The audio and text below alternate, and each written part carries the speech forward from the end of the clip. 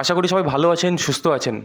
হয়তো কিছুজন অলরেডি শুনে ফেলেছেন যে কোনো সোশ্যাল মিডিয়া প্ল্যাটফর্মের মাধ্যমে যে নোটবন্দি কিন্তু হতে চলেছে, এবং যারা শোনেননি এখনও পর্যন্ত তাদের জন্য, এবং যারা অলরেডি শুনে ফেলেছেন তাদের জন্য এই ভিডিওটা অনেক ইনফরমেটিভ হতে চলেছে। বাঙালির মধ্যে বেশিরভাগ দেখা যায় না, একটা প্যাটার্ন খুব ফলো করা যায়। এক, দুপুরে খাওয়া দাওয়ার পর একটু ঘুমানো, আড্ডার সময় একটু পলিটিক্যাল আলোচনা, আর তৃতীয়ত কোনো রকম নিউজ সোশ্যাল মিডিয়ায় পেলেই সেটার ফ্যাক্ট চেক না করেই সেটা নিয়ে গসিপ চালু করে দেওয়া। তা আজকে আমি এই ভিডিওটা এর জন্যই নিয়ে এসেছি, ফ্যাক্ট চেক করার জন্য যে নিউজটা যে সার্কুলার হচ্ছে সেটা ঠিক নাকি ভুল, আর যদি ঠিক হয় তাহলে কবে থেকে নোটবন্দি হচ্ছে এবং এর প্রসেস কী হবে, মানুষরা তাহলে কী করবে, ব্যাংকে কি এক্ষুনি চলে যাবে। আমি প্রত্যেকটা প্রুফ সহ আজকে দেখাবো যাবতীয় জিনিস, দেখতে থাকুন ভিডিওটা। তা সোশ্যাল মিডিয়ায় কিন্তু একটা নিউজ ছড়ানো হচ্ছে, যে কী নিউজ, আমাদের কাগজের যত নোট আছে, সে 10 টাকা হোক, 20 টাকা, 50 টাকা, 100 টাকা, যেটাই হোক না কেন, 10, 20, 50, 100, সেই নোটগুলো নাকি বন্ধ করে দিয়ে নতুন প্লাস্টিকের নোট আসতে চলেছে। এখন মানুষ হয়রানির মধ্যে পড়ে গেছে যে এত নোট আবার কি তাহলে লাইনে দাঁড়াতে হবে, আবার কি তাহলে ব্যাংকে দৌড়াদৌড়ি করতে হবে, কী করবো, মানে খুব একটা হয়রানির মধ্যে চলে এসছে মানুষ। যদি এই সোশ্যাল মিডিয়ায় যে কথাটা উঠে আসছে যে 10 টাকা, 20 টাকা, 50 টাকা, 100 টাকা, এই নোটগুলো যদি সত্যি বন্ধ হয়ে যায়, বাতিল হয়ে যায়, তাহলে নতুন নোট পাবো কী করে, প্রসেস কী। আজকে এই ফ্যাক্ট চেকটাই করব আমি, যে এর বাস্তব জিনিসটাকে, এই খবরের জেরে সাধারণ মানুষের যে একটা হয়রানির শিকার হতে হবে, এই যে বাতিল হয়ে যাচ্ছে, এই যে আতঙ্ক, এটা কি বাস্তবে নাকি এটা শুধু সোশ্যাল মিডিয়ারই একটা গুজব। মানুষদের মধ্যে সোশ্যাল মিডিয়ার মাধ্যমে ছড়ানো হচ্ছে যে 30 জুনের মধ্যেই নাকি যে যত পারো সব নোটগুলো এক্সচেঞ্জ করিয়ে নাও, ব্যাংকে গিয়ে যে নতুন কারেন্সি আছে সেটা তুলে নাও, নাহলে কিন্তু 30 জুনের পর কিন্তু এই 10 টাকা, 20 টাকার, 50 টাকার নোট কিন্তু বাতিল হয়ে যাবে, আর পাবেন না আপনি। এটাই ছড়ানো হচ্ছে। পশ্চিমবঙ্গের বুকেও অলরেডি কিন্তু এটা চালু হয়ে গেছে, এবং বেশি দিন সময় লাগবে না আপনার কান অবধি পৌঁছাতে। অলরেডি হয়তো অনেকদিন শুনেও ফেলেছেন, এবং যারা শোনেননি তাদের কান অবধিও কিন্তু এই কথাটা পৌঁছে যাবে। তারপরেই সৃষ্টি হবে একটা আতঙ্কের। তা আজকে এটাই আমি বলবো যে সোশ্যাল মিডিয়ায় যে প্রচারটা চলছে, এর যে বাস্তব চরিত্র আরবিআই থেকে, ব্যাংকের থেকে কী বলছে, আমি একদম দেখাচ্ছি এক এক করে।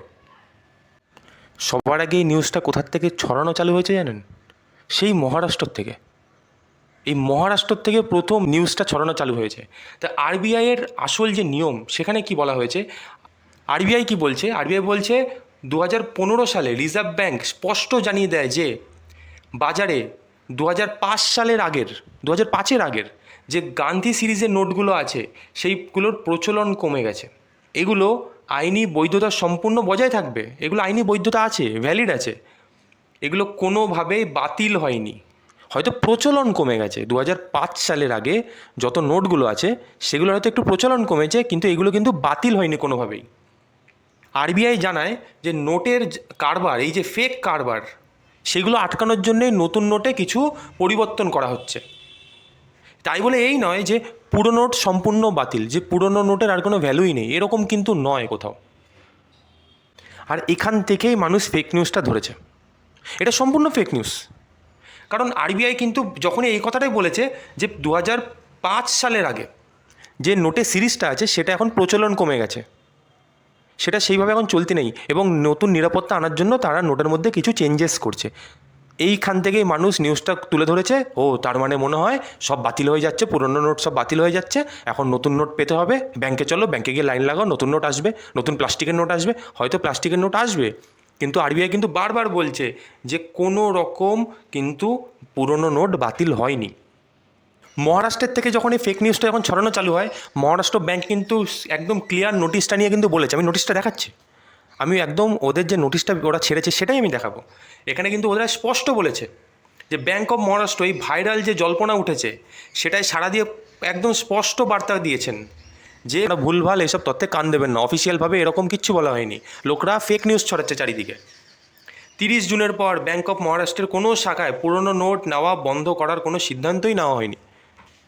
সোশ্যাল মিডিয়ায় যে ভুলভাল ছড়ানো হচ্ছে যে 30 জুনের মধ্যেই তাড়াতাড়ি করে ব্যাংকে গিয়ে চেঞ্জ করে নিন, নাহলে কিন্তু বন্ধ হয়ে যাবে, নতুন কারেন্সি আসছে, প্লাস্টিকের কারেন্সি আসছে, পুরনো কারেন্সিগুলো চেঞ্জ করে নিন, এরকম কোনো কিছু কিন্তু হয়নি। আমি অফিসিয়াল নোটিশটা দেখাচ্ছি, ওরা যেটা শেয়ার করেছে ব্যাঙ্ক অফ মহারাষ্ট্র থেকে। আমি যেটা এখন দেখাচ্ছি এটা কিন্তু ব্যাঙ্ক অফ মহারাষ্ট্র কিন্তু সোশ্যাল মিডিয়ায় নিজেদের অফিসিয়াল পেজ থেকে কিন্তু পোস্ট করেছে।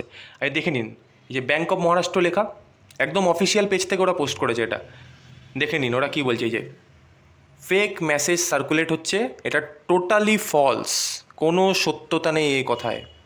কোনো রকম কারেন্সি বন্ধ হচ্ছেই না, মানুষরা ভুলভাল ছড়াচ্ছে।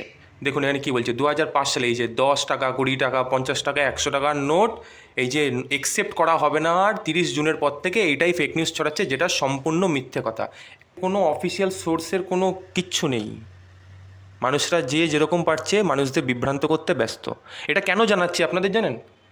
আজকে আপনাদের তথ্যটা দিয়ে দিলাম যাতে আপনাদের কানে যদি এই খবরটা চলে আসে, বা যাদের অলরেডি চলে এসছে তারা একদম শিওর হয়ে যান সম্পূর্ণ ফেক, এবং যারা এই কথাগুলো ফেক নিউজ ছড়াবে তাদের আপনি তথ্য দিয়ে বলে দেবেন যে আসলে এই ঘটনাটা মহারাষ্ট্রের ঘটনা, যেখান থেকে ফেক নিউজটা চালু হয়েছে এবং এটা সম্পূর্ণ ফেক। তো একদম আজকের জন্য এইটুকুনি ছিল, আমি সম্পূর্ণ জানিয়ে দিলাম যে এর কোনো কিন্তু সরকারি কোনো এর নির্দেশিকা নেই, একদম ফেক, সম্পূর্ণ দাবিটি ভিত্তিহীন এবং গুজব, এটা সম্পূর্ণ, এর কোনো সত্যতাই নেই। তা আজকের জন্য এইটুকুনি আপডেট ছিল। অবশ্যই সবসময় যখন এরকম কোনো সোশ্যাল মিডিয়ায় কিছু আসবে আপনারা কিন্তু ফ্যাক্ট চেক অবশ্যই করবেন। আমি আপনাদের জন্য সবসময় চেষ্টা করব হাইলাইটেড টপিকের উপর এরকম ভিডিও আনার। তা আজকের জন্য এইটুকুনি ছিল, দেখা হবে নতুন কোনো আপডেট নিয়ে।